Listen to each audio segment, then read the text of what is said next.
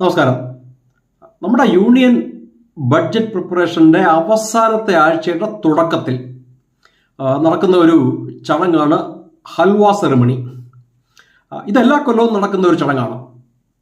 നമ്മുടെ സംസ്കാരത്തിൽ എല്ലാ നല്ല കാര്യങ്ങളും തുടങ്ങുന്നത് മധുരം വിളമ്പിക്കൊണ്ടാണ്. അതിൻ്റെ ഒരു പ്രതീകാത്മക ചടങ്ങാണ് ഈ ഹൽവ സെറിമണി. ഫിനാൻസ് മിനിസ്റ്ററും ബഡ്ജറ്റ് പ്രിപ്പറേഷനിൽ അവരെ സഹായിച്ച കീ ഒഫീഷ്യൽസും ചേർന്നാണ് ഹൽവ പ്രിപ്പയർ ചെയ്യുന്നത്. ഈ വർഷത്തെ ഹൽവ സെറിമണിയുടെ ഒരു ഫോട്ടോ നമ്മുടെ ലോക്സഭയിൽ ഉയർത്തിക്കാട്ടി രാഹുൽ ഗാന്ധി ഒരു വിവാദ പ്രസ്താവന നടത്തി. അദ്ദേഹം പറഞ്ഞത്, നോക്കൂ, ഇതിൽ നിൽക്കുന്ന ഉന്നത ഉദ്യോഗസ്ഥന്മാരുടെ കൂട്ടത്തിൽ ഒരൊറ്റ OBC-കാരനോ ഷെഡ്യൂൾഡ് കാസ്റ്റുകാരനോ ആദിവാസിയോ ഇല്ല. എന്നെപ്പോലെ ഒരു സാധാരണക്കാരന് ആ ഫോട്ടോ കണ്ടു കഴിഞ്ഞപ്പോൾ ബഡ്ജറ്റ് ടീമിന്റെ ഒരു ഫോട്ടോ എന്നതിൽ കവിഞ്ഞ് മറ്റൊന്നും തോന്നിയില്ല. ഒരുപക്ഷെ ഭൂരിപക്ഷം സാധാരണക്കാർക്കും അങ്ങനെ തന്നെ ആയിരിക്കണം താനും. എന്നാൽ രാഹുൽ ഗാന്ധി ആ ചിത്രത്തിൽ കണ്ടത് വ്യക്തികളുടെ ജാതിയാണ്. ആ ചിത്രം പുറത്തു വന്നപ്പോൾ ഒരുപക്ഷെ അയാൾ ആദ്യം അന്വേഷിച്ചു പോയത് അതിലെ വ്യക്തികളുടെ ജാതി ആയിരിക്കണം. ഇക്കൊല്ലത്തെ ഹൽവ സെറിമണിയുടെ ചിത്രം ഇന്റർനെറ്റിൽ അവൈലബിൾ ആണ്. നിങ്ങൾക്കും അതെടുത്ത് നോക്കാവുന്നതേ ഉള്ളൂ. അതിൽ നിർമ്മല സീതാരാമന്റെ കൂടെ നിൽക്കുന്ന ഉദ്യോഗസ്ഥന്മാർ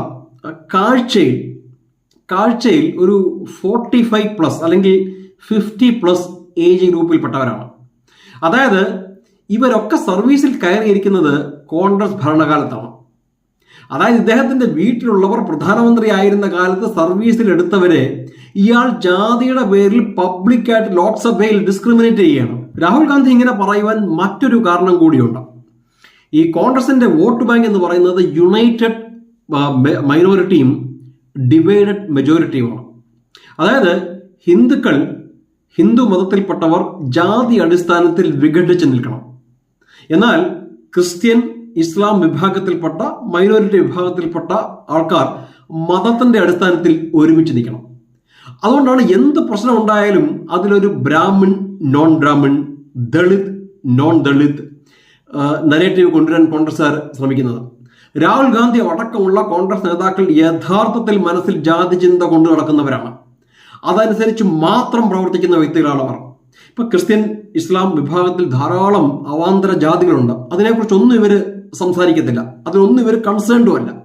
നമ്മുടെ സമൂഹത്തിൽ നിന്നും ജാതി ചിന്ത ഫോർമലി എടുത്ത് കളയുവാൻ ഏറ്റവും ഉചിതമായ സമയമായിരുന്നു നമുക്ക് സ്വാതന്ത്ര്യം ലഭിച്ച സമയം. ഈ താൻ ജാതി ചിന്തയ്ക്ക് അതീതനാണെന്ന് അവകാശപ്പെടുന്ന നെഹ്റു ജാതി വ്യവസ്ഥ ഇല്ലാതാക്കുവാൻ അന്ന് ഒന്നും ചെയ്തില്ല. മാത്രവുമല്ല, നെഹ്റുവിന്റെ കാലം മുതൽക്ക് ജാതിയും മതവും നോക്കി തന്നെയാണ് കോൺഗ്രസ്സുകാർ ഈവൻ സ്ഥാനാർത്ഥികളെ ഇലക്ഷനിൽ നിർത്തുന്നത്.